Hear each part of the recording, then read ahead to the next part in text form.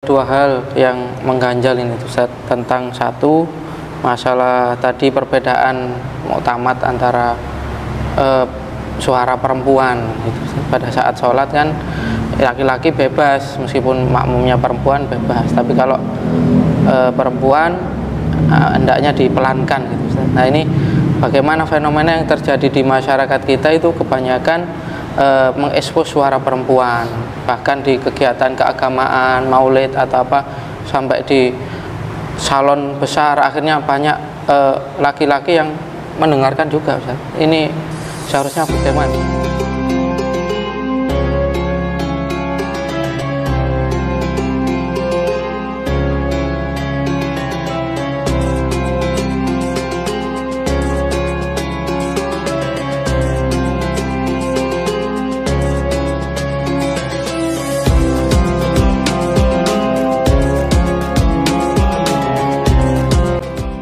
Dua hal yang mengganjal ini Ustaz, tentang satu masalah tadi perbedaan muktamad antara suara perempuan gitu. Pada saat sholat kan laki-laki bebas meskipun makmumnya perempuan bebas, tapi kalau perempuan hendaknya dipelankan gitu Ustaz. Nah ini bagaimana fenomena yang terjadi di masyarakat kita itu kebanyakan mengekspos suara perempuan, bahkan di kegiatan keagamaan, maulid atau apa, sampai di salon besar akhirnya banyak laki-laki yang mendengarkan juga Ustaz. Ini seharusnya bagaimana ini? Seharusnya kan perempuan nggak pakai acara-acara seperti itu, kecuali ada acara yang tertutup dan suara yang sangat tidak jelas. Jadi sekiranya orang dengar, oh kayak elek wongi, seperti itu. Nah, karena itu sahabat Nabi sering tanya kepada istri-istrinya Nabi, seperti Sayyidah Aisyah sering ditanyai, bagaimana caranya Sayyidah Aisyah berbicara dengan mereka? Lah kalau berbicara dengan biasa akan tertarik dan membuat fitnah. Lah itu caranya, suaranya dibuat seperti suaranya laki-laki. Jadi agak sekiranya orang menganggap oh nggak cantik. Oh, nggak terbayangkan wajahnya, gitu, ya. Atau terbayangkan yang nggak membuat apa senang. Kalau kita bayangkan perempuan merongos misalnya apa, apakah kita tertarik? Enggak. Nah, seperti itu. Jadi dan bukan terus caranya dengan lemah lembut. Caranya itu tegas. Kalau perempuan berbicara dengan laki-laki, itu untuk menjaga fitnah. Lah dalam maulidan juga sama. Kalau bareng-bareng tidak bisa ditebak ini suaranya siapa, ini gimana. Nah seperti itu. Walaupun nanti kan ini manfaat, itu dalilnya mereka saja. Nah, buktinya di sejarahnya zamannya Nabi, apakah ada perempuan buat acara-acara seperti itu? Nggak ada. Nah, karena itu lebih di suaranya lebih disaring. Ajarannya lebih disuarakan. Gitu, makanya di dalam Islam itu tidak ada disyariatkan azan untuk perempuan. Azan perempuan nggak ada, walaupun antara perempuan sendiri langsung qomat. Untuk perempuan langsung iqomah, nggak pakai azan. Walaupun berjamaahnya semuanya perempuan langsung iqomah, nggak pakai azan. Kalau laki-laki walaupun hanya berdua sunnah azan. Nggak harus di masjid, nggak harus di musola, di mana aja. Mau sholat jamaah, sunnah adzan. Tidak sholat jamaah sendiri, sunnah tetap adzan. Walaupun ijenan ojo banter-banter loh. Sholat misalkan sholat asar jam 4, semua sudah sholat, dia mau sholat sendiri, dibuanter nong gak mik gak corong. Ya juara mungkin dengar ini. Iya, itu tentang suara perempuan yang mungkin masih menjadi perbedaan.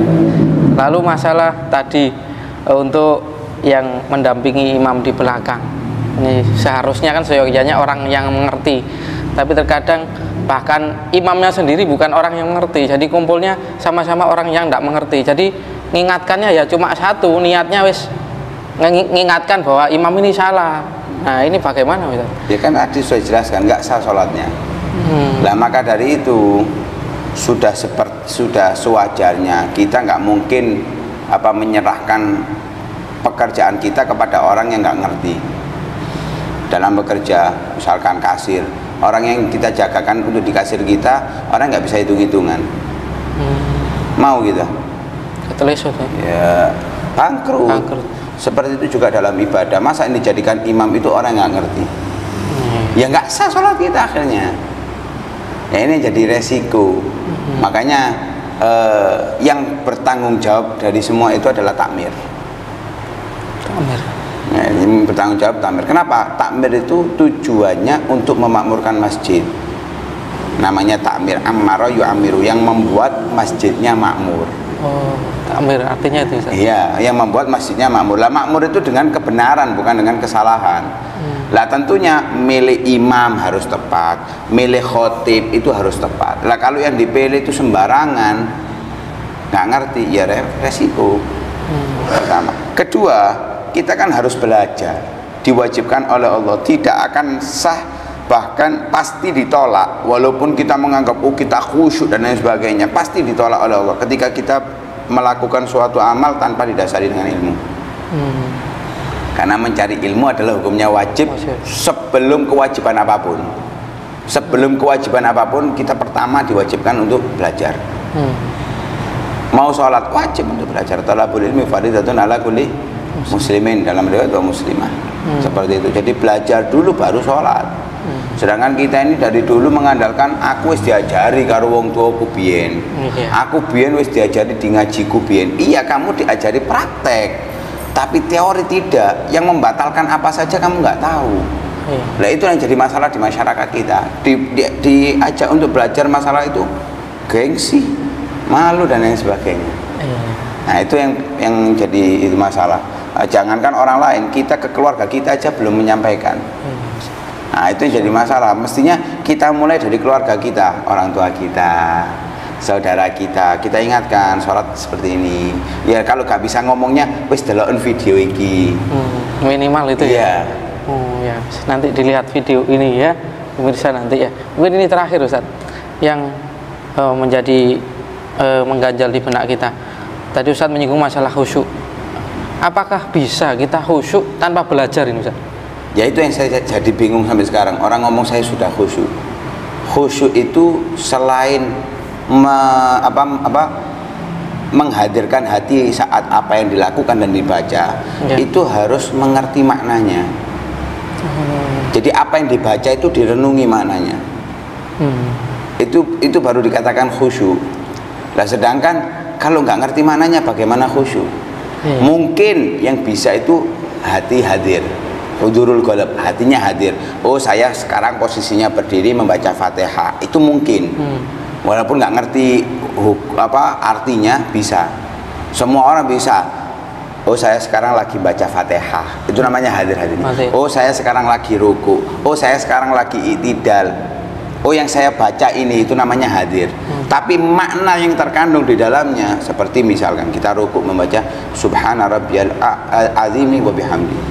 Maha suci Tuhanku yang maha agung, Tuhanku, Tuhan saya. Nah ini kan merasakan bagaimana Tuhan itu yang mengatur kehidupan kita, yang mengurusi kehidupan kita, dan yang bisa memberikan dan mencegah apapun yang diinginkan.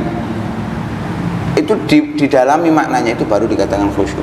Makanya sampai ada sahabat itu sholat memainkan jenggotnya. Katanya Nabi, kalau hatinya dia khusyuk, memahami, mentadaburi apa yang dia baca, nggak akan bergerak anggota tubuhnya. Kita digigit nyamuk wis gerak. Gatel. Kalau orang khusyuk enggak, karena itu sering diceritakan kan sampai amputasi dalam sholat nggak kerasa.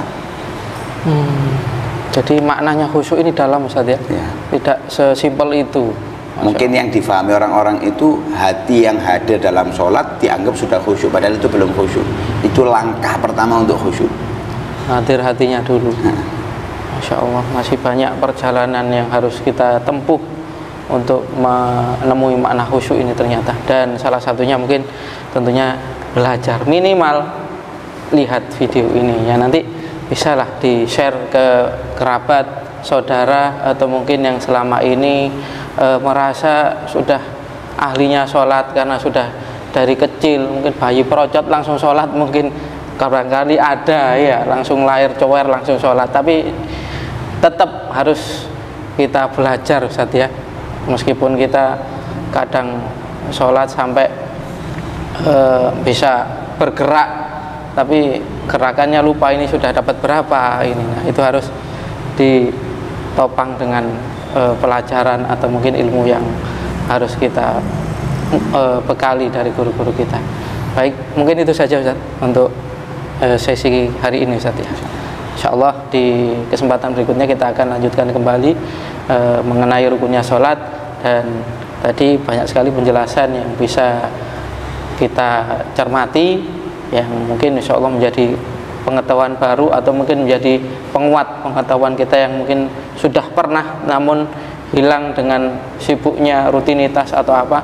Jadi alangkah baiknya terus pantau channel YouTube Majelis Al Ibadat tentunya dengan video-video yang bermanfaat insyaallah. Dan terima kasih untuk Ustaz Umar atas waktunya pagi hari ini.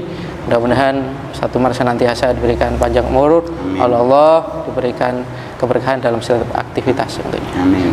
Terima kasih untuk para pemirsa, khususnya para sobat kantin Habaib kajian rutin bersama Habib yang telah meluangkan waktunya menyimak pembahasan kita pada kesempatan kali ini. Insya Allah kita akan hadir di setiap hari Kamis jam 8 malam dengan video-video atau konten-konten yang bermanfaat untuk Anda dan juga bisa Anda serap manfaatan untuk kerabat, saudara, dan keluarga yang ada sekitar Anda. Terima kasih atas segala perhatian. Mohon maaf bila dalam tutur kata atau mungkin dalam sikap kami kurang berkenan. Kami mohon maaf yang sebesar-besarnya. Minni wal afu minkum. Assalamualaikum warahmatullahi wabarakatuh. Waalaikumsalam.